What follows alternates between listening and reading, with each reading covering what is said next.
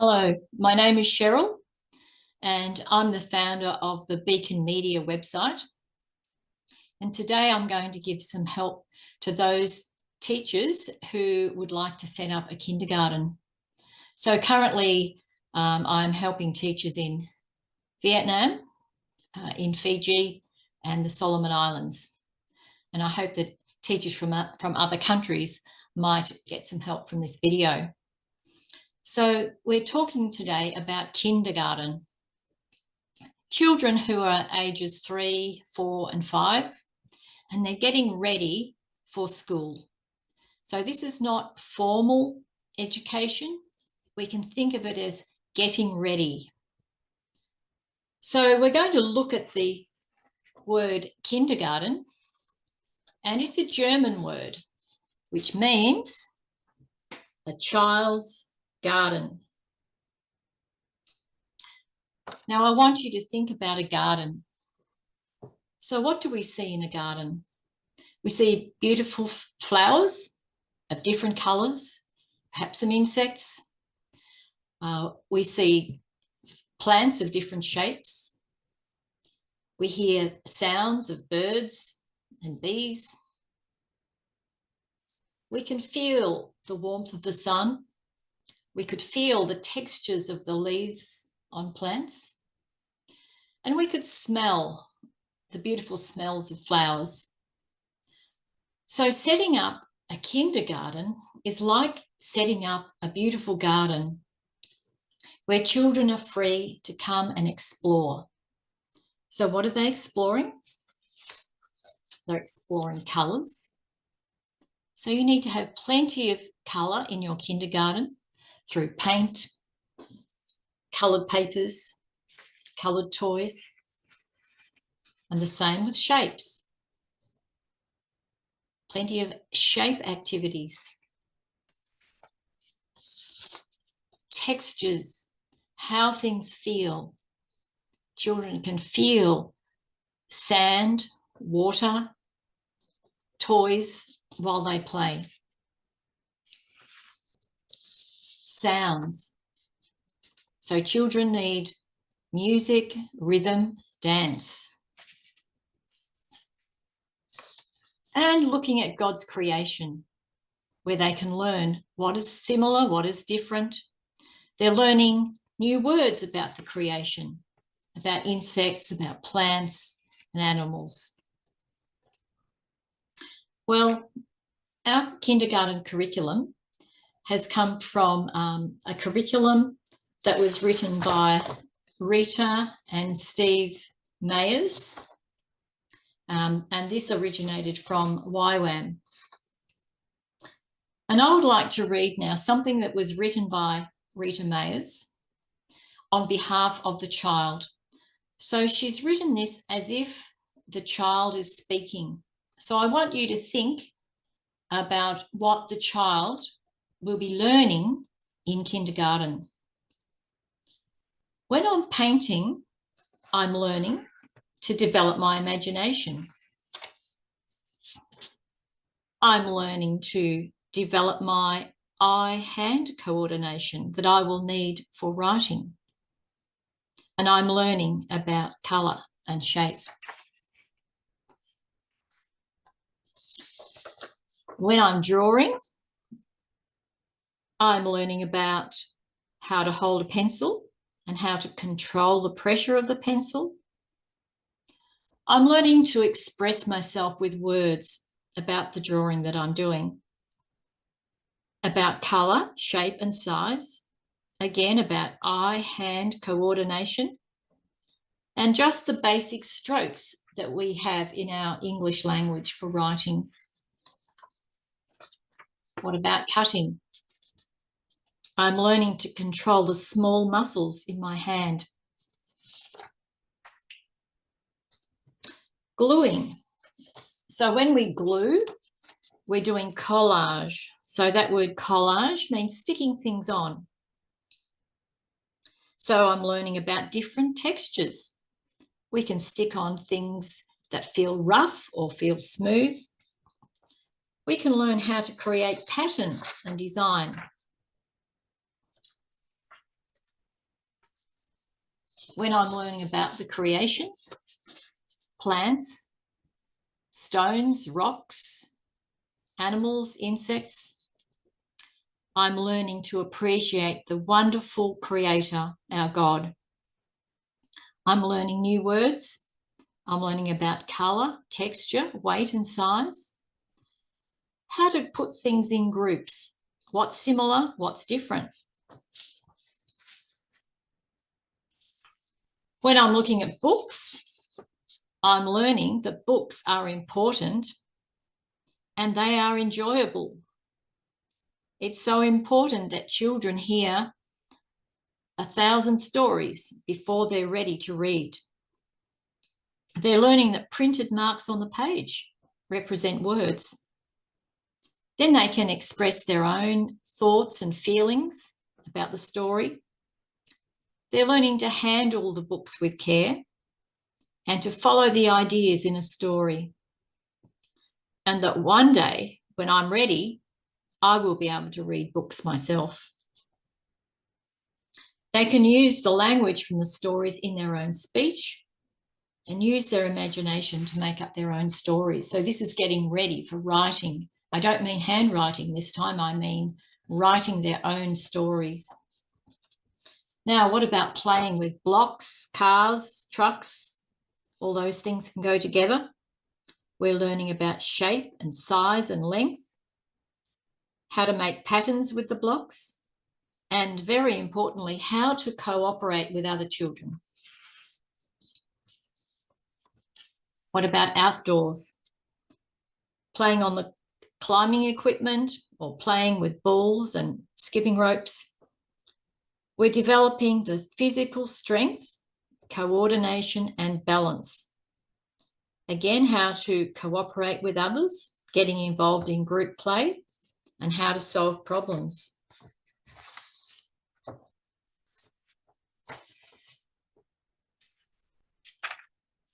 What about playing with sand? Now, you can also include water in that, sand and water together, learning how to use tools, buckets, spades, cups, jugs, learning how to solve problems. How much sand will this cup hold? So you give them plenty of things that they can measure with when playing with sand.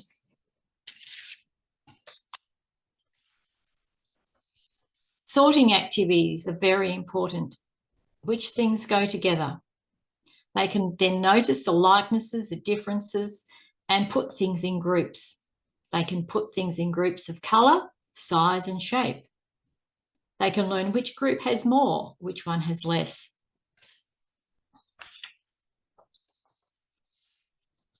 Home play.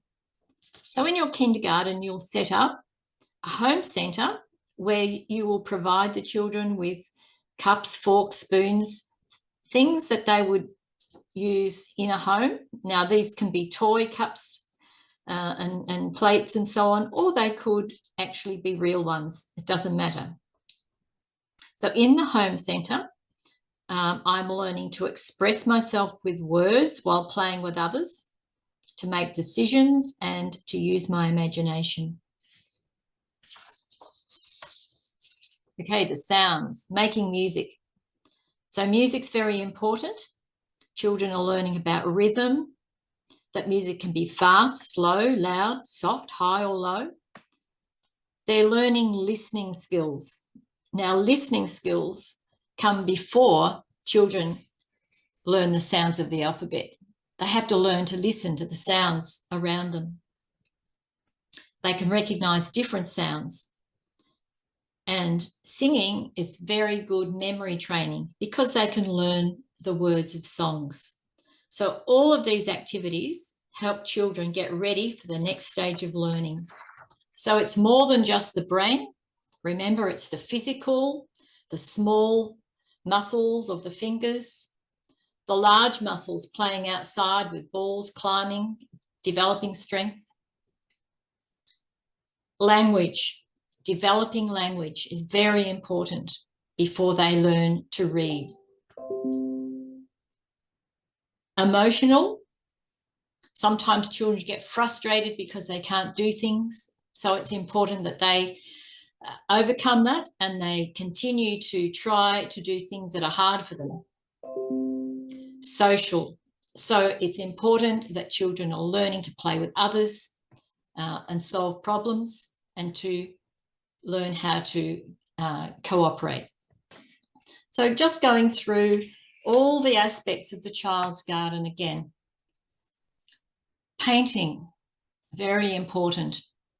Now, you don't have to have fancy easels. So in this kindergarten, they've just made a lovely big board so the children can stand up or kneel down and paint outside. So if you don't have a lot of space, it's good to use the space outside. More examples of painting. You can also extend that to finger painting, or you can use, in this case, they've used little cars, but you could use pieces of wood to make marks on the page with paint. Printing. Now, these children are painting the back of the leaf. Now, why not the front? It's because the back of the leaf has all those ridges and the veins that you can see, and they actually you can feel the veins. So if they paint over those and then they press onto the paper, they get a lovely print. Shapes. Different leaf shapes, and the children here have coloured them in. More activities with shapes. In this case, it's collage. So they're sticking on coloured paper into the shapes and making different shapes.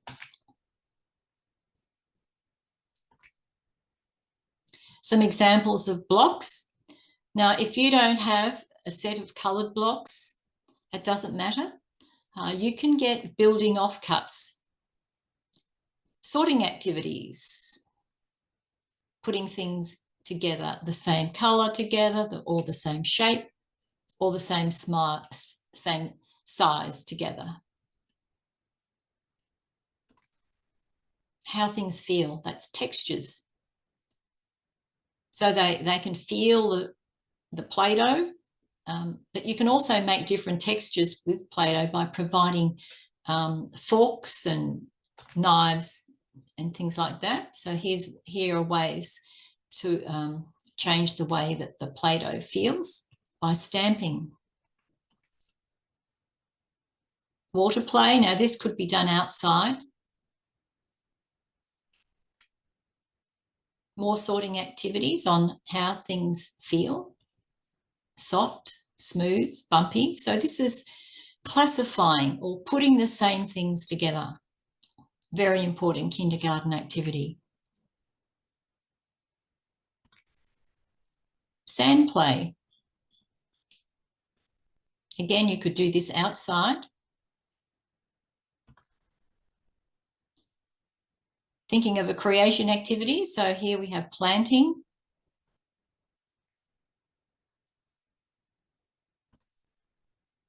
Now, music. Now, you can make your own homemade instruments from bottle caps. You can make shakers, little drums, sticks that you can hit together. And if you have coloured blocks, you can actually use them as clapping sticks. So each child has 2 blocks and they can hit them together. Scarves are good when it comes to creative movement. So they can wave their scarves around to the music. So why is play so important? So here's a summary.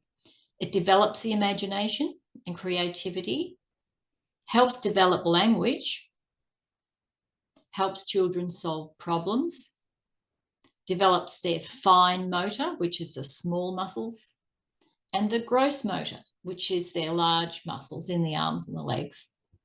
It teaches children how to relate and get on with others, and helps develop independence. Now, at the end of each of these videos, there's going to be something for you to do. So this time, you've got 2 activities. I want you to make 5 lists: colours, shapes, textures, sounds, and creation. So I want you to make that into a table, and under each heading, list as many ideas as you can that will help you set up a child's garden. Now, another activity, the second one, again, I want you to make headings: painting, cutting and gluing, storybooks, sorting, home centre. So another 5 lists. Make dot points under each heading and explain what the children are learning while they are doing these activities. So just on a piece of paper, it will look like that, with 5 headings across the top, and then you write your ideas in each column. So you can send your finished work to me. If you go through the website, on the contacts page, there's a place there where you can send or contact me, and I will give you my other email address. I think is probably best. So just let me know, contact me, and we'll see how we can get these to myself. And at the end of the 5 sessions, if you've done all the activities, then I'll provide a certificate for you. So, okay, so that's the end of our talk today. And I will see you again soon with our second video.